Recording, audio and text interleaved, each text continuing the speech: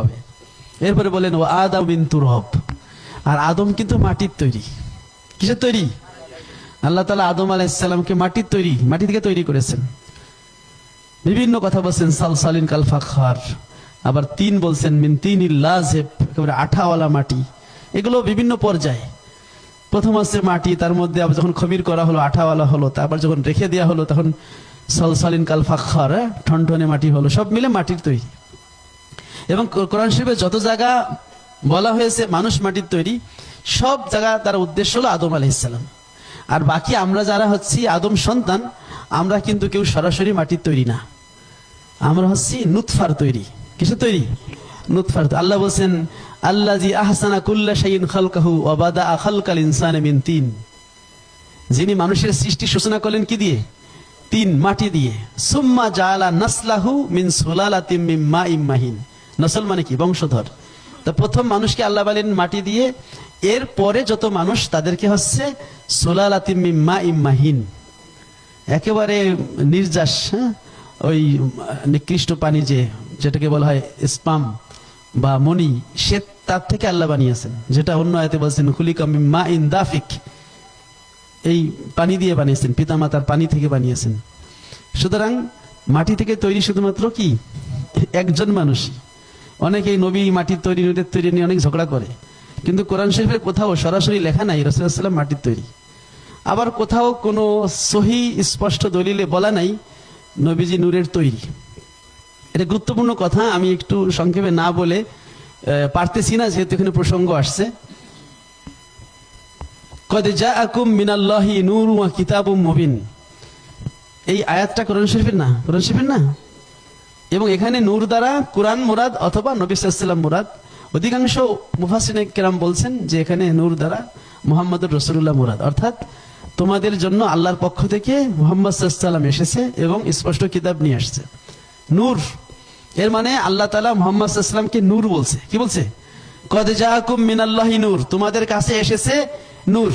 আর নূর মানে মুহাম্মদ সাল্লাল্লাহু আলাইহি ওয়াসাল্লাম। সুতরাং মহানবী সাল্লাল্লাহু আলাইহি ওয়াসাল্লাম তিনি হচ্ছেন নূর। মহানবী সাল্লাল্লাহু আলাইহি ওয়াসাল্লাম কি? নূর। এটা বলতে হবে কারণ এটা কোরআন বলছে। মুহাম্মদ সাল্লাল্লাহু আলাইহি ওয়াসাল্লাম নূর, তিনি নূর নবী, এটা আপনি বলবেন। কিন্তু এইখানে এটা বলা হয় নাই তিনি নূরের তৈরি। এখানে আমরা একটু বেশি বুঝে ফেলি।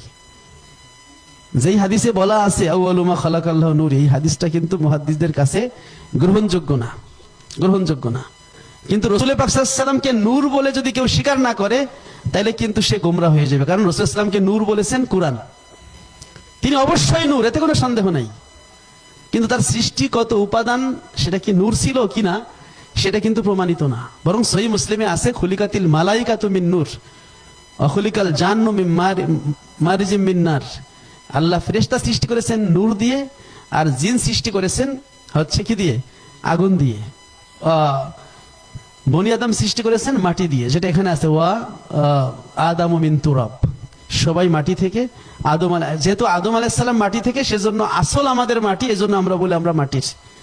যেমন সব জিন কিন্তু আগুনের তৈরি না, বরং জিনের আদি পিতা সে হল আগুনের তৈরি। বাকি জিনদেরও নসল আছে, আমাদের যেমন নসল আছে জিনদেরও কি আছে।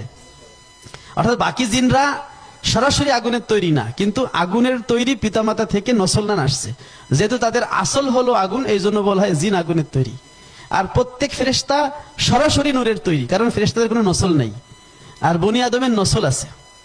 ওয়া খালাকা মিনহা যাওজাহা ওয়া বাসসা মিনহুমা রিজালান কাসীরা ওয়া নিসা। আদম আলাইহিস সালাম থেকে মা হাওয়াকে তৈরি করলেন, আর দুইজনের মাধ্যমে আল্লাহ রিজালান কাসীরা ওয়া নিসা বানাইলেন। সুতরাং রাসূল পাক সাল্লাল্লাহু আলাইহি ওয়াসাল্লাম তিনি পিতামাতার মাধ্যমে এসেছেন। তিনি হচ্ছেন সর্বশ্রেষ্ঠ নবী ও রাসূল, সর্বশ্রেষ্ঠ। অর্থাৎ সর্বশ্রেষ্ঠ শব্দটা যতভাবে লাগানো যায় ততভাবে তার মর্যাদা। আল্লাহ তাআলার পরেই তার অবস্থান, বাদা আজ খুদ খোদা বুজুর্গ, আল্লাহ তাআলার পরেই তার মর্যাদা। কিন্তু রাসূল ইসলামের প্রশংসা করতে গিয়ে মিথ্যা কথা দিয়ে প্রশংসা করা যাবে না, সত্য কথা দিয়ে প্রশংসা করার বহু জায়গা আছে। সুতরাং আমরা বলবো রাসূল পাক সাল্লাল্লাহু আলাইহি ওয়াসাল্লাম নূর নবী, রাসূল সাল্লাল্লাহু আলাইহি ওয়াসাল্লাম নূরের নবী, রাসূল সাল্লাল্লাহু আলাইহি ওয়াসাল্লাম আল্লাহর নূর। কিন্তু তৈরি কথাটা বলতে পারবেন না, কারণ এটার ব্যাপারে কোনো নস নেই। অনেকে অনেক হাদিস ঘুরাই ফেরাই দেয়। রাসূল ইসলামের জন্মের সময় তার আম্মাজান দেখতে পেয়েছেন একটা নূর বের হয়েছে। এটা রাসূল ইসলামের ইরহাসাত ছিল, এটা আয়াতুন নবুয়াত। বুঝতে পারছেন? এখানেও কিন্তু এটা বলা হয় না। আপনি যদি বলেন যে গায়রিল মাগদুবি আলাইহিম ওয়ালাদ-দাল্লিন, তোমরা যাকাত দাও, তাইলে হইবে? আমার এক মুসল্লি আমাকে এসে বলছে, হুজুর আপনি জানেন, এটা কানে কানে একটা বাতেনি কথা আছে, আলী করমুল্ল ওয়াজু, এর মানে জানেন? উনি হচ্ছেন একটা সিলসিলার মুরিদ আর কি।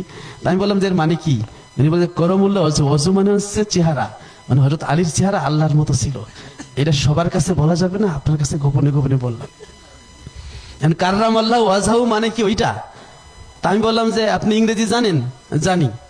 দিস ইজ এ কাউ, এর মানে হলো গরু দুধ দেয়, বিশ্বাস করেন? কেন বিশ্বাস করবো না? আমি কেন বিশ্বাস করবেন না?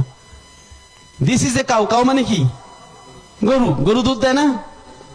যদি বিশ্বাস না হয় চলেন, গরুর দুধ আমি নিজের দোয়ায় আপনাকে দেখাবো যে গরুতে দুধ দেয় বা গাভীতে দুধ দেয়। দিস ইজ এ কাউ, গরু দুধ দেয়। না, এটা কোন ইংরেজি মানা লোক এটা বিশ্বাস করবে কিনা? তাই বললাম যদি আপনি ইংরেজি মানা লোক এই অনুবাদ বিশ্বাস না করেন, তাহলে আপনি যে কাররামাল্লাহু ওয়াজহাহু ওই অর্থ করেন, ওইটা আমরা কিভাবে বিশ্বাস করবো?